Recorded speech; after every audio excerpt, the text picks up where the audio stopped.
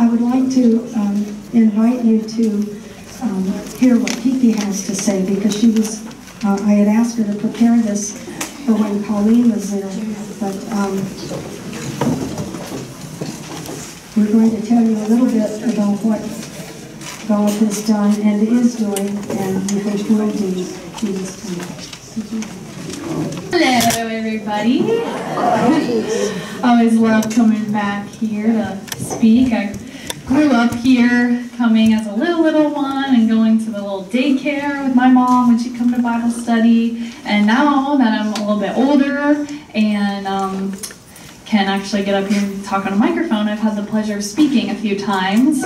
So I wanted to come and share my healing story with Colleen, who was the original speaker for today, but we know that God is a redeeming God. He's a redeemer, so He's redeemed the situation, brought us another speaker, and I'm sure that Colleen will be able to come speak to us at another point in the future.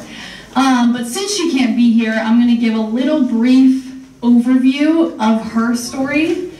So bear with me, because it's not my story, so I don't know how I'm going to be at sharing it. But then I'll kind of roll into my experience with her. So, to talk about her story a little bit, we met up with her in Medjugorje when I went with my mom to Medjugorje this past fall, and she experienced an amazing, amazing miracle while she was there.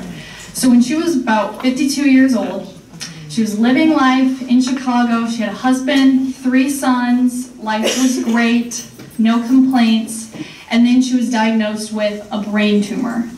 And it was so heavily stuck in her brain that the neurologist described it as, if they would try to do an operation on it, it would be like trying to remove gum from a tissue. It was just so stuck in there, it was basically impossible to operate on. On top of that, she was having metabolic bone disease, cardiac issues, all sorts of other things that, long story short, after seeing every doctor, surgeon possible, best hospitals, best doctors you can imagine, she was basically told, you're gonna die, and it's just a matter of time now. By this point, she was in a wheelchair, she could barely open her eyes, could barely speak, could barely do anything for herself. And she felt the call from the Lord to go to Medjugorje. And their spiritual director, her and her husband's spiritual director, was a priest, and he heard the Lord say, he had the gift of hearing the Lord, and he heard the Lord say, you are going to rest in the hills of Medjugorje. And so she thought that meant she's going to die in Medjugorje. And so it became her dying wish to go to Medjugorje and rest in the hills there. And all the doctors, of course, were against it. Traveling was like very, very dangerous. But long story short, she finally gets the approval she needed from the doctors to give to the airline to go on the flight and go to Medjugorje. While she was in Medjugorje, she experienced tons of beautiful little miracles. She had tons of holy people praying over her. To give a little backstory of Medjugorje, it's a very, very holy place in Bosnia and Herzegovina, where the Blessed Mother has been appearing, where people are experiencing miracles, where there's just so much grace and faith and love. And I mean, I can't even describe it other than it's like a little taste of heaven on earth. And just this peace that surpasses all understanding is just there. So she goes there, she's experiencing all these miracles, having people pray over her, had one of the visionaries who was seeing the Blessed Mother pray over her, and then she goes to Mass. And she's sitting in Mass, and she closes her eyes, and she's no longer present in the room, if you will. She's now in this very deep prayer, and she actually hears the Blessed Mother's voice. And the Blessed Mother says to her, will you give your whole heart and whole soul to my son? And she says, yes. And then the Blessed Mother says, now will you give your whole heart and your whole soul to our Father? And Colleen says, yes. And then the Blessed Mother says, now will you give your whole soul, your whole heart, and your whole soul to my spouse, the Holy Spirit? And Colleen says, yes.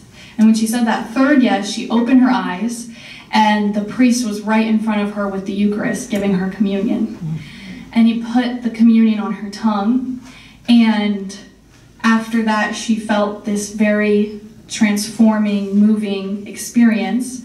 Her husband wheeled her in her wheelchair back to their hotel room, and when they got back to the room, she was like, help me out. Help me get out of the wheelchair. And he's like, what are you talking about? She hasn't walked in months. She didn't even bring shoes to Medjugorje. She only brought little slippers to wear in the wheelchair. And he helped her get out of the wheelchair, and she ended up having a complete healing from everything. And then when she was still in Medjugorje, they were able to do this hike up to the cross and the statue of the Blessed Mother on this hill. And when she finally made it to the top, she fell prostrate in front of the statue of the Blessed Mother and prayed and thanked the Lord, thanked the Blessed Mother for the Blessed Mother's intercession. And then she leaned back in her husband's legs and rested. And what her spiritual director had said in that moment dawned on her, that she would be resting in the hills of Medjugorje. So after that, she describes it as her journey as the passage of the 10 lepers, because there's tons of healings that take place in Medjugorje, and there's tons of healings that take place in the whole rest of the world. We all know that, and we all can testify to that. But she's dedicated her life, and so has her husband, to thanking the Lord by sharing her testimony, traveling the world, and testifying to not only the wonderful place of Medjugorje, where there's so many miracles and graces happening, but also to the Holy Eucharist. And she credits the Eucharist to her healing, because it was in that moment when the priest from that Mass placed the Eucharist on her tongue that she truly devoted her life to the Lord, and there was a complete physical healing that took place. And when she got back to Chicago, the doctors and surgeons and neurologists, they all got together in a room with her, and one by one went down the line, each one of the team of doctors saying, your charts are perfect. You're back to normal. We are dumbfounded. And the neurologist said that it was the third miracle he had seen from Medjugorje. And that they know it was divine intervention, that it was just impossible, that healing that took place. But as we all know, with God, nothing is impossible. And I think that something that we have to remember in that is the trust and the hope that it takes on our part to really, truly believe that. Because how often are we doubting it? And how often are we like, well, could he really do that? And so to tie in my story a little bit, we traveled to Medjugorje. We're sitting at this really cute little lunch place. We had a really cute waiter, I remember that. I was all flustered the whole lunch, the waiter kept coming back. But anyway, that's beside the point. We're sitting with Colleen and her husband, and she's telling us about her story and her testimony. And she starts getting into the part about feeling like the leper that was the only one to go back to say thank you to the Lord. After he healed the 10, only one returns. And that's how she was feeling. And it wasn't in any sort of pride way. It was in a grieving way. A grieving for the other 9, or the other millions that the Lord pours his graces out on, and then we turn time and time again. We don't share. We don't take an opportunity to give our testimony. We don't take an opportunity to give thanks and to surrender our lives fully to him. And so she was sharing that and kind of grieving that, and talking about her journey of traveling the world and speaking, and also having the gift of healing and praying over people, and through her prayers, the Lord heals them. And my mother, being the bold woman that she is, goes, oh, Colleen, would you please pray for my daughter? Please pray over my daughter. she has warts on her arm. And I was very mortified and embarrassed because I did have warts on my arm. It was not something I liked to announce to the room. And they also weren't necessarily causing me any sort of physical pain or harm. I felt unworthy of receiving her prayer because they were just warts. But nevertheless, when she finished, right before she left, she said, "Wait, KiKi, come here, let me pray over you." And so I was like, okay. And I went and sat over there, and she put her hand on my arm, and she prayed, and I cried.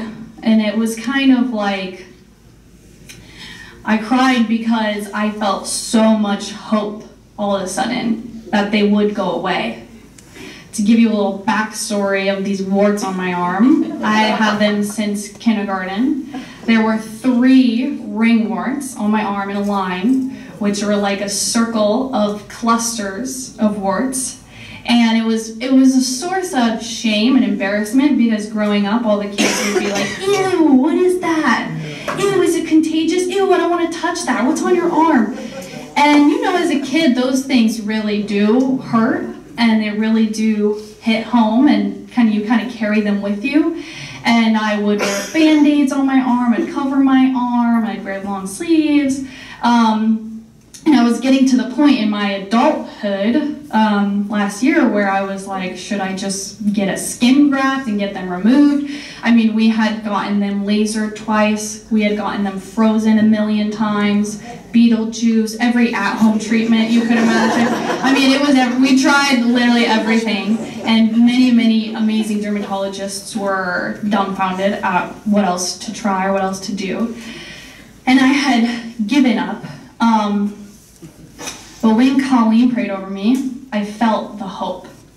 And I felt this sense of God cares about even the littlest of a nuisance of a thing that bothers me. God sees that, He hears that, He cares about it, and He wants to help and He wants to heal. And I want to backtrack a little bit, because that hope didn't necessarily spring forth out of nowhere in that moment. There was a hope, there was a seed of hope that was planted a few months before by somebody in this room, Auntie Donnie over there, Dawn Rutland. We were having dinner at Auntie's, and Auntie Dawn saw my arm, and she goes, "What's that on your arm?" And I was like, "Oh, it's warts. They're stuck there. They're not leaving." And she goes, "Let me pray over them." And she puts her hand on my arm and just prayed over them. And no one who had seen my warts would just pray over them like that, you know. And she believed that the Lord would heal them. And because of that, I did too. And there was a seed of hope planted in that moment. And that seed just burst when Colleen gave me that same hope too, through her own story of her testimony. Over the course of the next 3 months, the warts started to go away until they are completely gone now. And wow. It's just a scar on my arm. And I think a beautiful thing is that it wasn't instant. It wasn't overnight. I had to keep the hope alive. Colleen said to me when she prayed over me, "The Lord just told me these are not long-lasting." And I'm like, "Can you tell him to be more specific?" Please. What does that mean? Is long-lasting a year? Is long-lasting my lifetime? Regardless, though, even if He had healed them the day before I died, I would still trust before I died that they were going to be healed, because that's how big that seed just burst forth into a beautiful flower of hope. And that's the difficult part about our faith. What is our faith in the Eucharist? What is our faith in the healing power of God if we don't have hope? And And I think that something that's sad is that the world and the culture takes away our hope. They don't like it, because as kids, all we have is hope.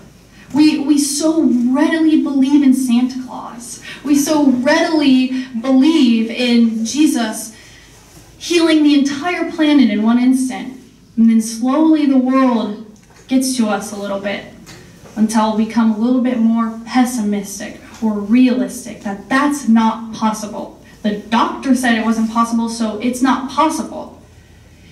But if our hope is in the Lord and our trust is in Him, then our faith really blooms. Then our faith is really alive. Our faith has a beating heart because we're waiting and we're hoping and we're living in that and we're rejoicing in that, and we're not doing it in suffering. We're doing it in joy. The Lord says that our suffering is not long-lasting. Because of that, whether it means He's going to heal our suffering, heal all of our pain in 1 day or 2 days or 3 months or 3 years, or maybe never, we know that we're going to rest in eternity with Him forever.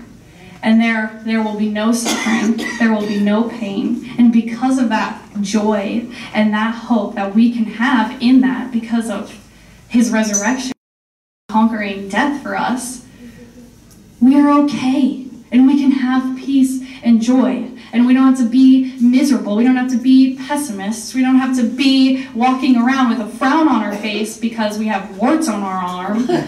We can walk around in joy because we know that the Lord already won the battle. He already won the war. And we get to live in that and rejoice in that despite any crosses we have to carry, despite any suffering we have to endure. And then the beauty is that we can see the Lord and we can see love in our suffering, and we can do it with a smile on our face. And that's when the world looks at us and says, that person's crazy. They've got cancer and they're so full of joy and so full of life. And it's because we have the Lord. And then they might think we're crazy, but then they're going to say, how do I get some of that? How do I find that? Who's their God? Who are they talking to? I want that. I need that. Because that's human beings most fully alive. That's who we were created to be and what we were created to do. We were created to love our Creator and then love others with that love. And when we're doing that, we're going to live like there's no tomorrow. Like tomorrow doesn't matter, because today and right now with the Lord and in the hope that He's given us, we're set free. And we're just on fire, and we're in love, and we're happy to do that. So the image I want to leave you with is, I want you to imagine your faith like a garden. And I want you to imagine those seeds that have been planted. I want you to imagine the hope that you have, the trust that you have for each and every little thing. How big is your garden? How full is your garden? Is your garden thriving? Do you have flowers upon flowers, fields, bushes, trees, just full of hope, full of trust? When you say, Lord, I believe that you are working. I believe that your healing power is being bestowed upon us. I believe in your resurrection. I believe in your presence in the Eucharist. I believe that I'm going to be united with you in heaven forever. Is your garden full? And I want you to think about continuing to cultivate your garden. Because you got to water it, you got to work on it, you got to let the sun shine in. It takes time and effort, and being in community at a Bible study, going to Mass, receiving the Eucharist, praying, trusting, sharing with others. We're not just Christians at Bible study or Christians at church. We're Christians everywhere we go and everything that we do. It is everything that we are. And are we living like that? Are our gardens of faith a reflection of the Lord's own garden? So, thank you for letting me share, everybody. I appreciate it. And thank you, Nancy. One little thing that KiKi mentioned were about her faith. Remember, and she's talking about hope, but 1 Timothy 1:1 says Jesus is your hope. Jesus is our hope. And so the other thing that she didn't mention is that I thought her faith was so sound and profound, because when she went back to the hotel, she took a picture of her warts on her arm and her knee so she could see the difference. And so that was really a God work. That was expectant faith, KiKi, and I loved it. And so Colleen, there was one little thing, she talked about the shoes, but I thought it was too funny because Ann Busick said, this lady came to walk up Apparition Hill, and she said, what is she doing with those great big shoes on? Well, she didn't have shoes, so she borrowed her husband's. And she walked up Apparition Hill with her husband's shoes on. And so anyway, it was kind of a funny, because she said, why are you wearing those shoes? And so she was told the story.